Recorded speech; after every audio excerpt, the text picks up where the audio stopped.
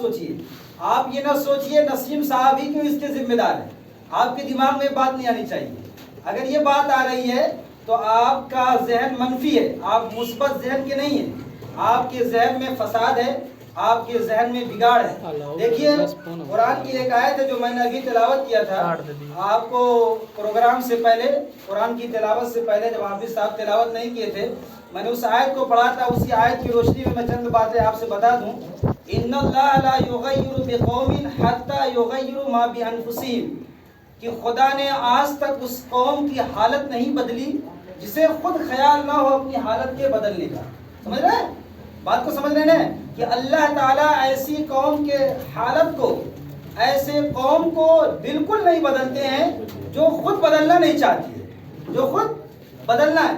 چاہے تعلیم و تعلم کا معاملہ ہو, چاہے معاشیات کا معاملہ ہو, چاہے اخلاقیات کا معاملہ ہو, چاہے روزی روٹی کا معاملہ ہو, چاہے پردے کا معاملہ ہو, چاہے نماز کا معاملہ ہو, چاہے عقیدے کا معاملہ ہو, کوئی بھی اسلام کا جز ہو یا دنیاوی کوئی جز ہو, جب تک آپ بدلیں گے نہیں, آپ کی نسلیں نہیں بدلیں گی, آپ تبدیل نہیں ہوں گے, آپ کی آنے والی نسلیں نہیں تبدیل ہوں گی, آپ اپنے اندر بدلاؤ نہیں لائیں گے, آپ کی نسلیں نہیں بدلاؤ لائیں گی. آپ جیسے باپ دادا گھسیٹتے پسیٹتے چلے آ رہے ہیں اور انہی کے رنگ و نسل پہ, انہی کے طرز پہ اگر آپ کام کریں گے, یہ جان لیجئے آپ ترقی کی طرف نہیں جائیں گے بلکہ اور تنزلی کی طرف جائیں گے. تنزلی طرف. دیکھیں علم سب سے بڑا راستہ ہے انسان کی ہدایت کا.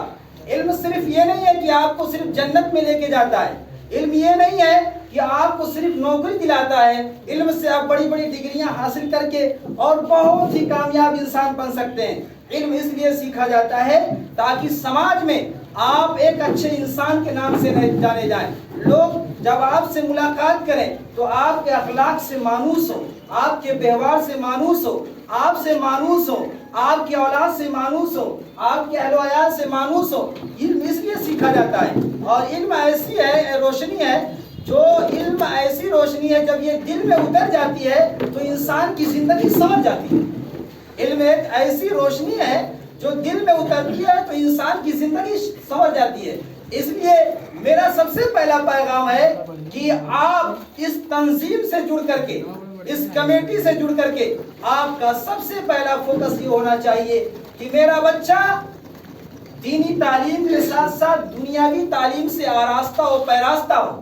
اگر آپ کے گاؤں میں مکاتب نہیں ہے, آپ آواز لگائیے, اپنے نعرے بلند کیجئے, آپ آواز لگائیے, فلاں صاحب کہاں ہیں, اور فلاں رحمانی صاحب کہاں ہیں, اور فلاں بھٹ صاحب کہاں ہیں, اور فلاں رائے صاحب کہاں ہیں. میرا بچہ آج غربت کی وجہ سے, میرا بچہ آج فقیری کی وجہ سے تعلیم نہیں پا رہا ہے, اس کا گریبان پکڑ لیں. آپ قوم کا پیسہ جمع کر رہے ہیں, آپ ایک قوم کے زکات و فطرے کو جمع کر رہے ہیں اور قوم کے پیسے کو لے رہے ہیں, تو آپ میرے بچے کو پکڑیے اور اپنی کفالت میں لیجئے, اپنی پرورش میں لیجئے, اپنی تربیت میں لیجئے, اور لے کر کے میرے بچے کو دین کی بھی تعلیم دیجئے اور دنیا کی بھی تعلیم دیجئے.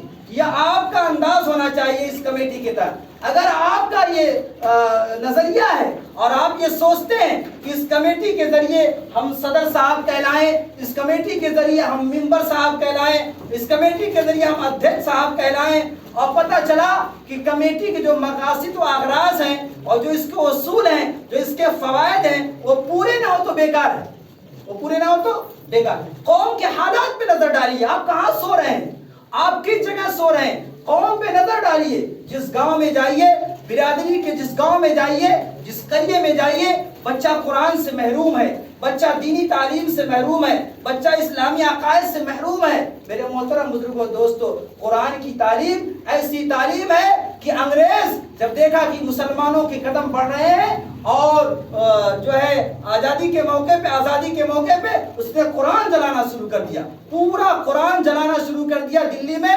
اور پانی پت پہنچا انگریز, وہاں جا کر کے دیکھا ایک حافظ قرآن ایک بچے کو پڑھا رہا ہے اور ایک بچہ اس کا قرآن سن رہا ہے, ایک بچہ قرآن پڑھ رہا ہے, دوسرا بچہ قرآن سن رہا ہے.